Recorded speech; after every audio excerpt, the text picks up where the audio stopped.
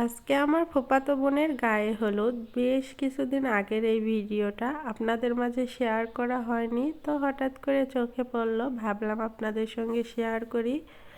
Hello everyone, আসসালামু আলাইকুম। সবাই কেমন আছেন? আশা করি ভালো আছেন। আপনাদের দোয়ায় ও আল্লাহর অশেষ রহমতে আলহামদুলিল্লাহ আমি ভালো আছি। আমার বাবার বাড়ির পাশেই আমার ফুপুর বাড়ি। আমার ফুফাতো বোনটাকে ছোট থেকে বড় হতে দেখলাম। আজ তার গায়ে হলুদ, কাল তার বিয়ে, কাল থেকে তার নতুন জীবন শুরু হবে। সবাই আমার ছোট্ট বোনটার জন্য মন থেকে দোয়া করবেন, যেন সে নতুন জীবনে সুখী হয়, সুখে শান্তিতে সংসার করতে পারে, নতুন মানুষদের সঙ্গে মানিয়ে নিয়ে চলতে পারে। মেয়েদের জীবন এমন কেন, যেখানে জন্ম নিলাম, বড় হলাম, সেখানে সারা জীবন থাকতে পারবো না? নতুন জায়গায় গিয়ে সারা জীবন থাকতে হবে নতুন মানুষদের সঙ্গে। যাই হোক, মেয়েদের জীবন এমনই, কেউ চাইলেও এটা পরিবর্তন করতে পারবে না। অনুষ্ঠানের সব কিছু হয়তো বা আপনাদের দেখাতে পারবো না, কারণটা হলো আমাদের বাড়ি গ্রামে, আর গ্রামের মানুষেরা ক্যামেরার সামনে আসতে পছন্দ করে না। তাছাড়া আমারও সবার সামনে ফোন বের করে ভিডিও করা কীরকম একটা ভালো লাগে না।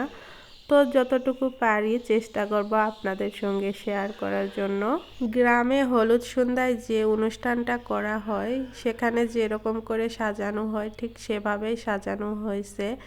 গ্রামের বিয়েতে না তেমন জাঁকজমক কোনো সাজগোজ করা বা স্টেজও সেই রকম করে সাজানো হয় না, তারপরেও এখানে অনেক আনন্দ আর মজা করা হয়। আমার বোনকে হলুদ দেওয়ার জন্য সব কিছু সাজিয়ে গুজিয়ে নিয়ে বসানো হয়। বসানোর কিছুক্ষণ পরেই কারেন্ট চলে যায়।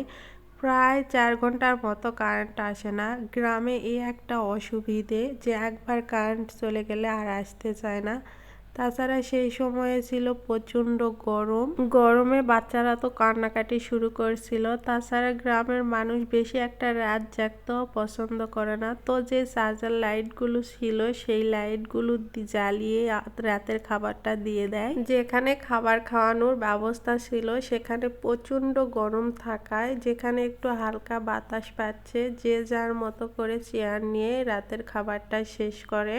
কারেন্ট না থাকায় অনেকেই খাবার খেয়ে বাড়ি চলে যায়। এরপর যখন কারেন্ট আসে তখন আবারও হলুদের অনুষ্ঠান শুরু করা হয়। তো এখানে আমার ফুপু আর ফুপাই প্রথমে আমার ফুপাতো বোনকে হলুদ দিয়ে দেয়। তো এখানে আমার ফুপু ফুপা বোনটা অনেক কান্নাকাটি করছিল, দেখে অনেকটাই খারাপ লাগছিল।